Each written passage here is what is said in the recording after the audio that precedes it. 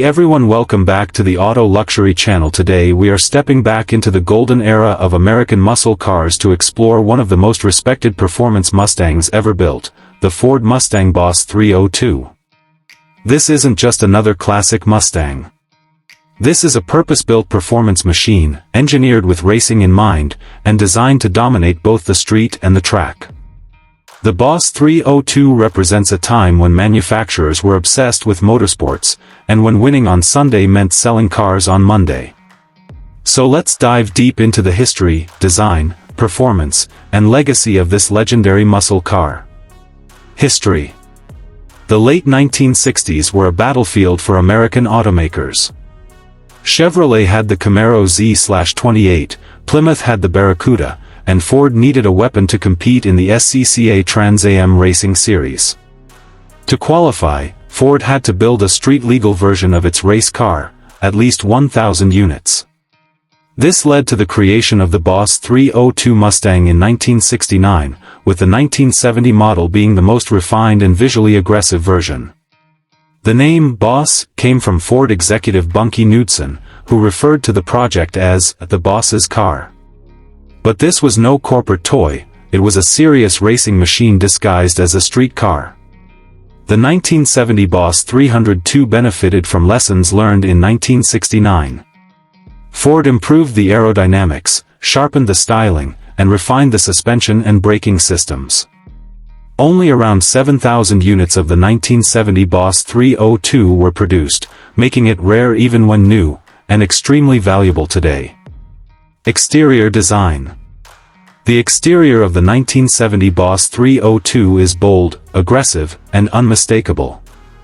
Up front, you'll notice a blacked-out grille with integrated fog lights, dual headlights with a menacing stare, a matte black hood designed to reduce glare at high speeds, functional hood scoop feeding fresh air to the engine, front chin spoiler for improved high-speed stability. The sides are equally dramatic. Thick, Boss 302, stripes running along the body. Muscular fender flares. A low, wide stance that hints at serious performance. At the rear. Rear deck spoiler. Optional window louvers. Blacked-out rear panel with chrome accents. Unlike luxury-focused muscle cars, the Boss 302 avoided excessive chrome. Every design element served a purpose: performance, aerodynamics, and attitude. Popular factory colors included grabber blue, grabber green, calypso coral, bright yellow, and competition orange, colors that perfectly matched the car's aggressive personality. Interior. Inside the 1970 Boss 302, the focus is entirely on the driver. The interior may seem simple by modern standards, but it was advanced for its time. High-back bucket seats with firm bolstering. 3-spoke steering wheel for precise control. Wood grain dashboard trim. Rally gauges with tachometer and speedometer. Optional center console. AM or AM/FM radio options. This was not a luxury car, it was a performance cockpit. Everything was designed to keep the driver informed and in control. Despite its racing DNA, the Boss 302 was still practical enough for everyday driving, with rear seats and decent trunk space. Engine and performance. The heart and soul of the Boss 302 is its legendary 302 cubic inch V8 engine. This was no ordinary small-block Ford engine. It was a unique hybrid design, combining a 302 Windsor block, Cleveland-style cylinder heads, large valves for improved airflow, solid lifter camshaft, 4-bolt main bearings. Official factory rating was 290 horsepower, but everyone knew that number was conservative. Actual output was closer to 350 horsepower, especially at high RPM. The engine loved to rev, pulling hard all the way to its 6,000 plus RPM redline, something most muscle cars of the era couldn't do. Transmission options included close ratio 4-speed manual, most popular. Heavy-duty clutch and drivetrain components. Performance figures. 0 to 60 miles per hour in approximately 6 seconds. Quarter mile in the low 14-second range. Top speed approaching 140 miles per hour. What truly separated the Boss 302 from other muscle cars was its handling.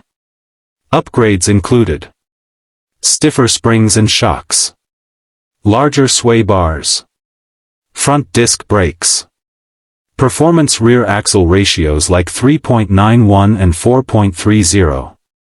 This Mustang could corner, brake, and accelerate with confidence, making it one of the best all-around performance cars of its era. Driving experience. Driving the 1970 Boss 302 is a raw, visceral experience. The engine roars to life with a mechanical growl. Throttle response is immediate. The exhaust note is aggressive but refined. Steering is heavy but precise, giving the driver real feedback from the road.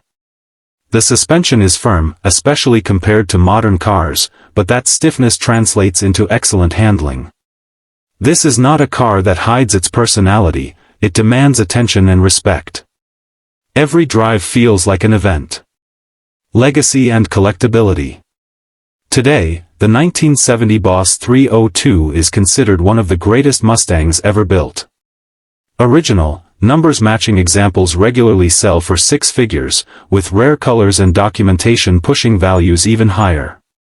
Its legacy lives on through modern Boss Mustangs, which borrow inspiration from the original's racing spirit.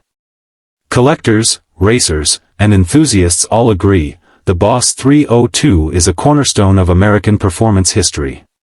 Conclusion. The 1970 Mustang Boss 302 is more than a classic muscle car. It's a symbol of an era when racing ruled the automotive world, and when engineers pushed the limits of performance. With its high-revving V8, aggressive styling, and race-ready handling, the Boss 302 stands as one of Ford's greatest achievements. If you're passionate about classic American muscle, the 1970 Boss 302 isn't just a Mustang, it's a legend that continues to inspire generations. If you want next, I can.